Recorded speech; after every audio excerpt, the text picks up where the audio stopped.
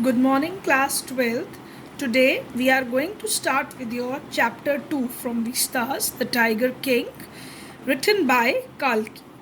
Kalki is the pen name of Ramaswamy Iyer Krishnamurthy, who was born before independence, that is 9th September 1899, and he died on 5th December 1954.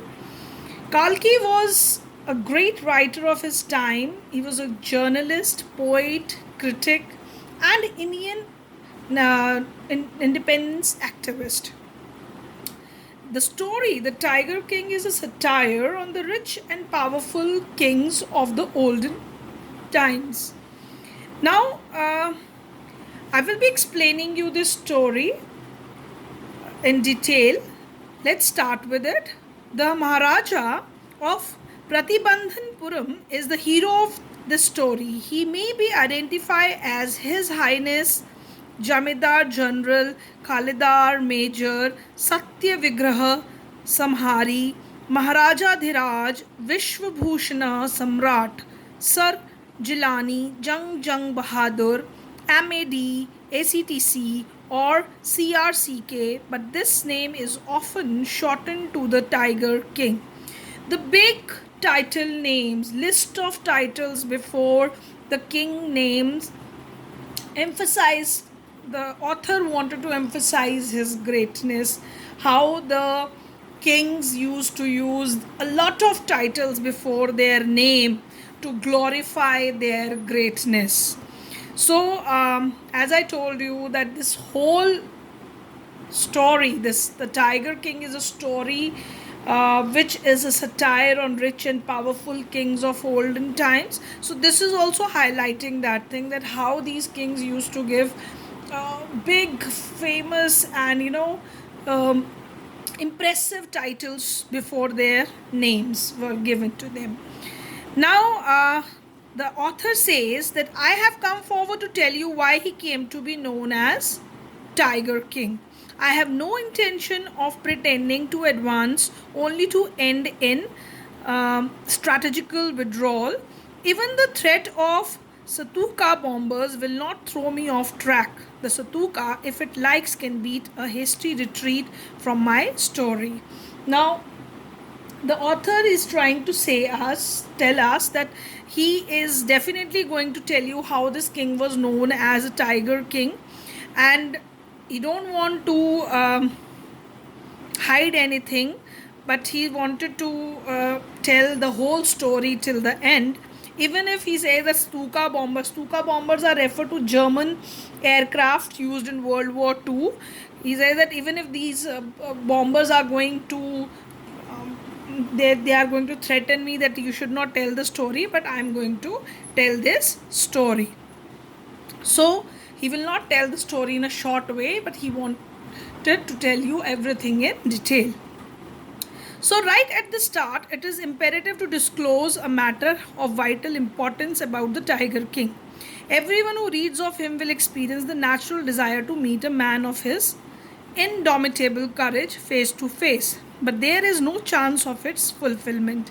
Now he wanted to tell very important fact about this king, that everyone who will read this story wanted to meet this king, coming to know about different facts, but he says that there is no chance of that thing, because as Bharata said to Rama about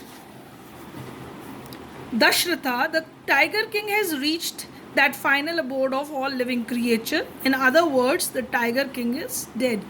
Now, as Lord Rama was told about his father Dashratha in Ramayana by Bharat, that Dashratha was dead, so same way the author is telling us about the Tiger King, that he has reached his final abode. Final abode is referred to heaven, that he is no more there and he is dead now, so we cannot meet this Tiger King now. The manner of his death is matter of extraordinary interest. It can be revealed only at the end of the tale. The most fantastic aspect of his demise was that as soon as he was born, astrologers had foretold that one day the tiger would actually have to die. Now he tells that obviously, because he wanted to create a suspense in the story, he cannot reveal this fact that why this king was how he died, the manner of his death. He don't want to reveal everything, but he says that the interesting fact is that when he was born, at that time something very important was told about this tiger king, that he is going to die one day. Now you will say that why they are referring it as an interesting fact, because everybody know that who is born he is going to die one day, but the author wanted to dramatize the situation, that how these situation arise, that how astrologers predicted about his death and what they predicted about his death. Now you'll come to know about from the story. The child will grow up to become the warrior of the warrior, hero of heroes, champion of champions, but they bit their lips and swallowed hard when compelled to continue. The astrologers came out with it. That is the secret which should not be revealed at all. And yet we are forced to speak out. The child born under the star will one day have to meet its death. Now, they tell about this, that he is going to be very famous warrior, he is going to be the hero, and he would be champion. But they very hesitatingly told about his death when they were forced to speak out. They say that one day he is going to die. Obviously, this was not a new thing. Everybody know that one who is born one day is going to die. So, at that time, a miracle happened. What miracle happened? At that very moment, a great miracle took place. An astonishing phrase emerged from the lips of the 10 days old Jilani Jung Jung Bahadur. O wise prophets! Everyone stood transfixed in stupefaction.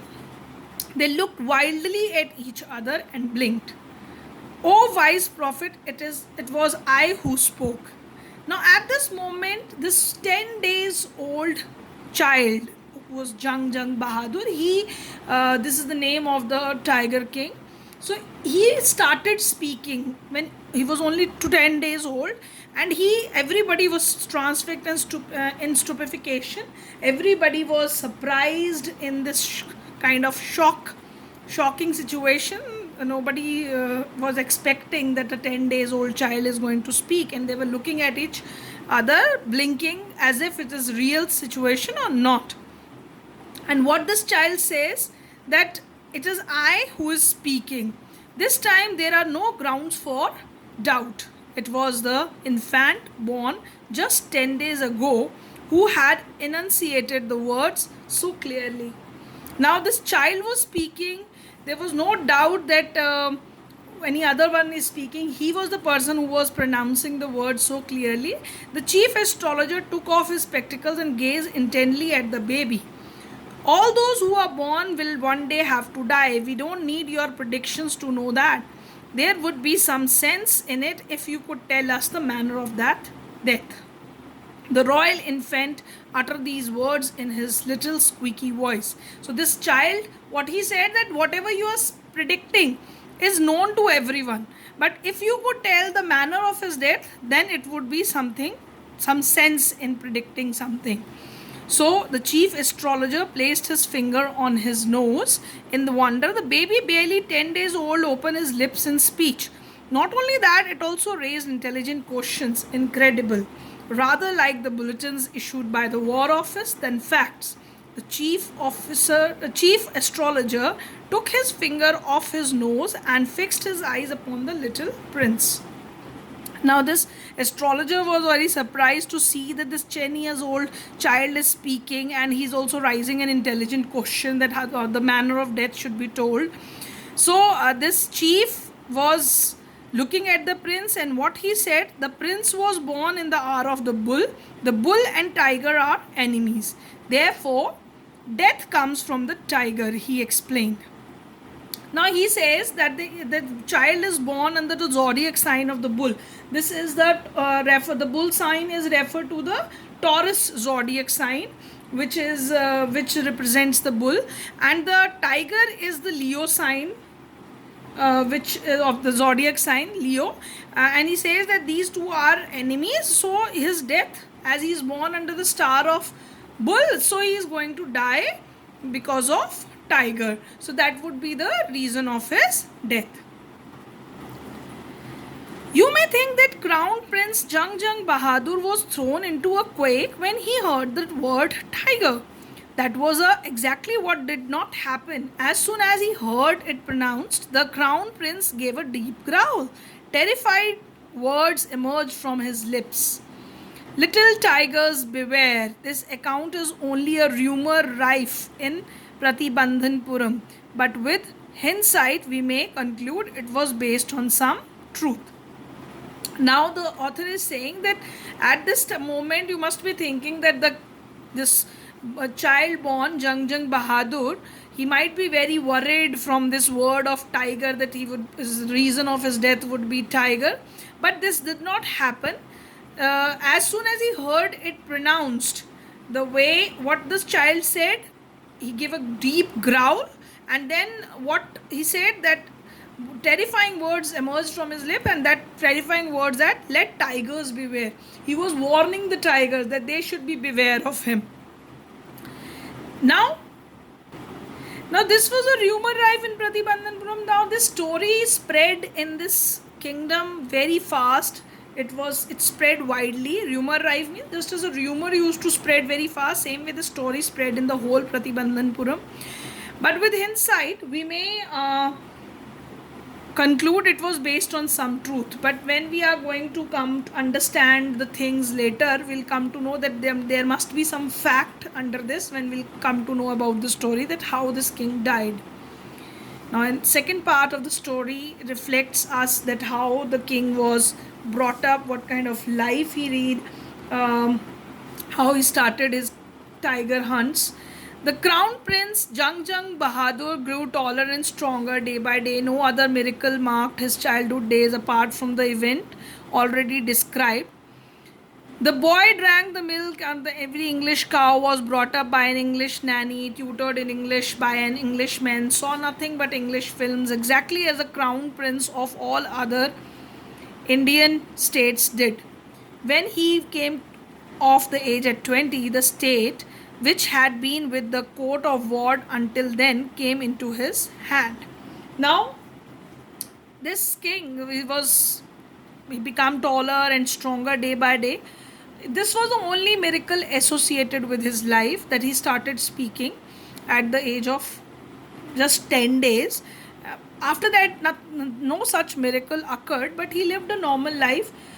Just the kings and princes of that time used to live. He used to drink the milk of English cows, and he was taught English. As at that was a time when British were there in India, and the royal people were living the lifestyle of British people. So he was a royal, and so he was also taught English. He was brought up by English nanny, and all the living style was not about English, not Indian. So it was normal for every prince of Indian state at that time. When he was 20 years of age, the state was in the hand of the prince. Now, a court of ward refers to when a child who was under the legal protection, after that they hand over the whole power to the prince. But everyone in the kingdom remembered the astrologer's prediction. Many continued to discuss the matter. Slowly it came to Maharaja's ears. Now this story associated with his birth, this was known to everyone. Everybody knows about this astrologer prediction about his death, and this story also came in the ears of Maharaja. There were innumerable forests in Pratibandhanpuram state. They had tigers in them. The Maharaja knew the old saying, "You may kill even a cow in self-defense."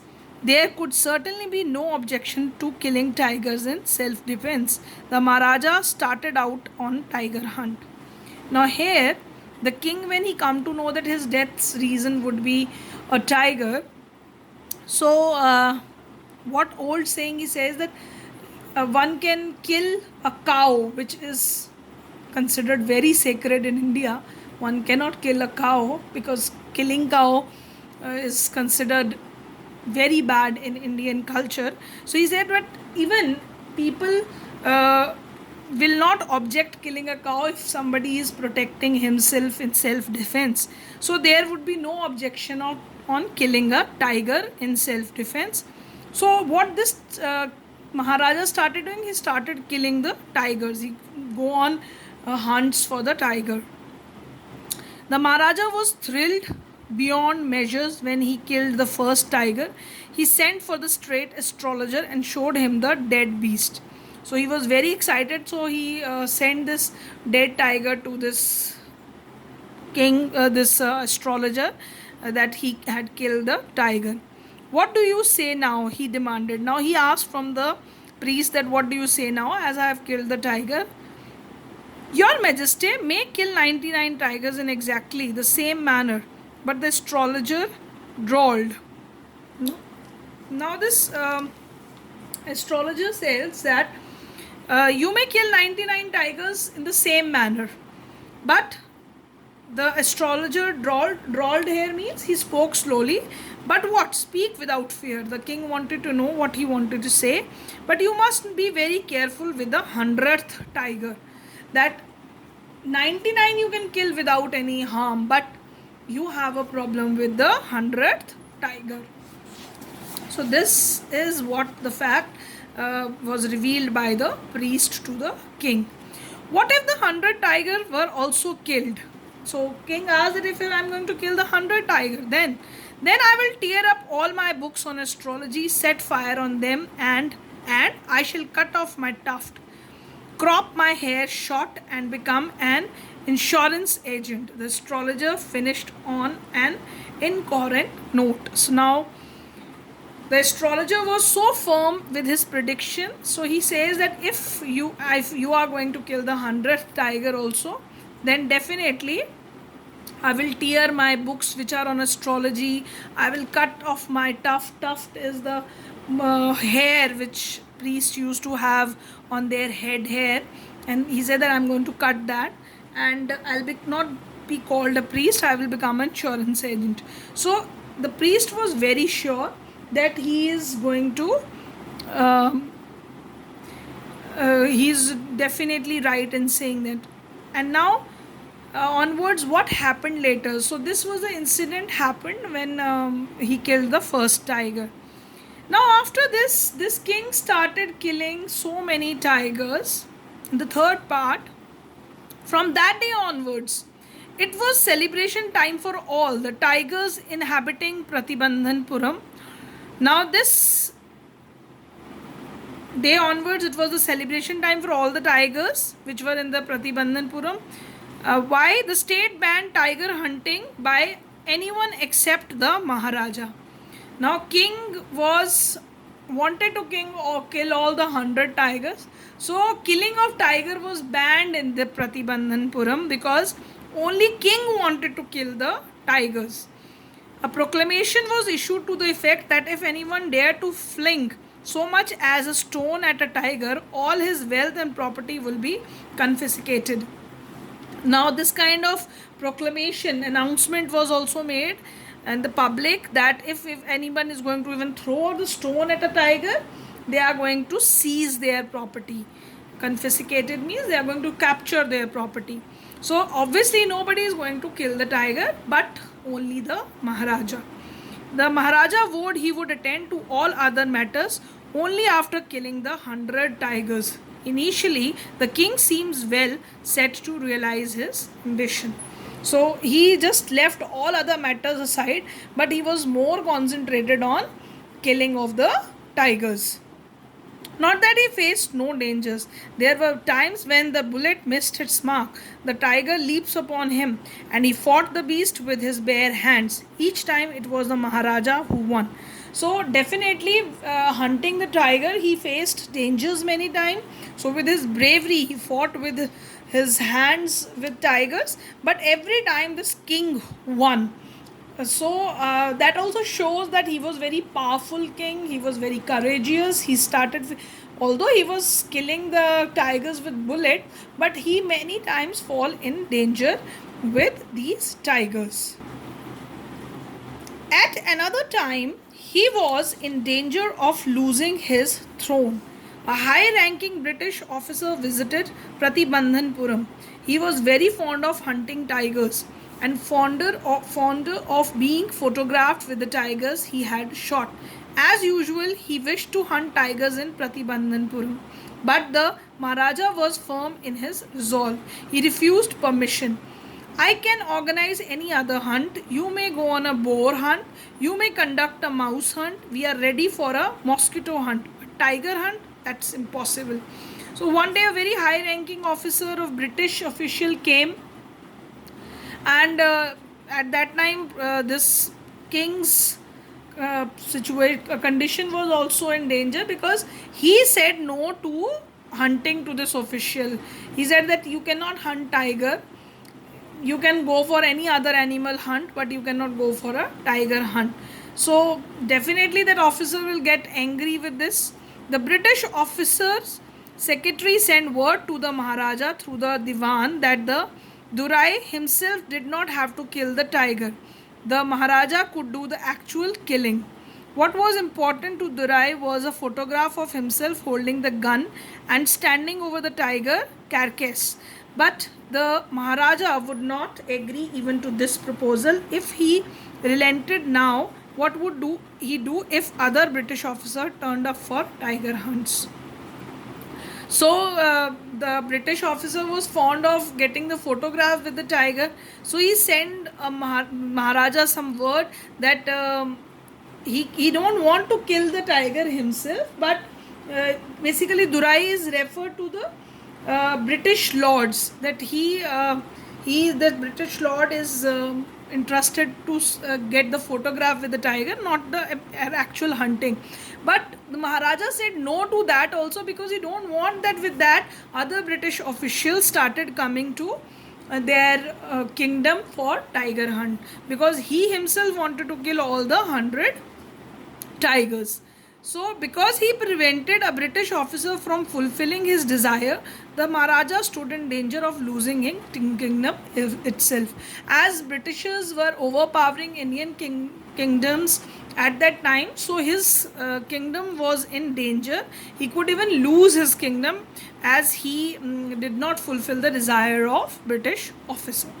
So that reflects the political condition also, which was prevalent in our country at that time, that Indian kings who was considered as powerful, they were also under the suppression of British company officials. The Maharaja and the Diwan held deliberation over this issue. As a result, a telegram was dispatched forthwith to a famous British company of jewelers in Calcutta. Sent samples of expensive diamond rings of different designs. Some 50 rings arrived. The Maharaja sent the whole lot to the British officers. Good lady, the king and the minister expected the Durrasani to choose one or two rings and send the rest back. Within no time at all, the Dursani sent her reply, "Thank you very much for your gifts." Now, what plan Maharaja played to save his situation? So he sent very costly rings. Durrasani is referred to the wife of a British officer. So he sent that rings from Calcutta's jeweler, very costly rings, that you can choose any ring, 2-3 rings of your choice, and the lady sent the reply of thank you to the king. In 2 days, a bill of 3 lakh of rupees came from the British jewelers. The Maharaja was happy that through he had lost 3 lakhs of rupees, he had managed to retain his kingdom. As for these rings, he has to spend 3 lakhs of rupees, but he was happy that spending this lot of money, he was able to save his kingdom. So this is not only that he is showing off things, but it is also reflecting that how these kings used to spend a lot of money on show off, saving their kingdom. He was very determined that he is going to kill all the tigers. For that, he was spending so much Now, through the story, whatever you have read in three parts of the story, we come to know that this king was a stubborn king who just wanted, in his pride and conceit for the power, this he wanted to change what is written in his fate. And when the astrologer tells at the hour of his when he was born that he is going to die of tiger, he started hunting tigers. So the author wanted to reflect that for saving himself, how cruelly the king started killing the tigers, and to save his situation he could spend even 3 lakhs to give the rings for the gift to save his throne. So and moreover, we also find the situation of animals very worse, that to save himself he started killing so many tigers at one go. In the next part of the story, we are going to understand, we are going to go more deeply into the story, that how he started killing so many tigers, and how he was killed in the end by the tiger or by something else, because it was a prediction that he's going to be killed by the tiger. With this, I end the story first lecture here. We'll be continuing the story in the next lecture. Thank you, class. Thank you very much.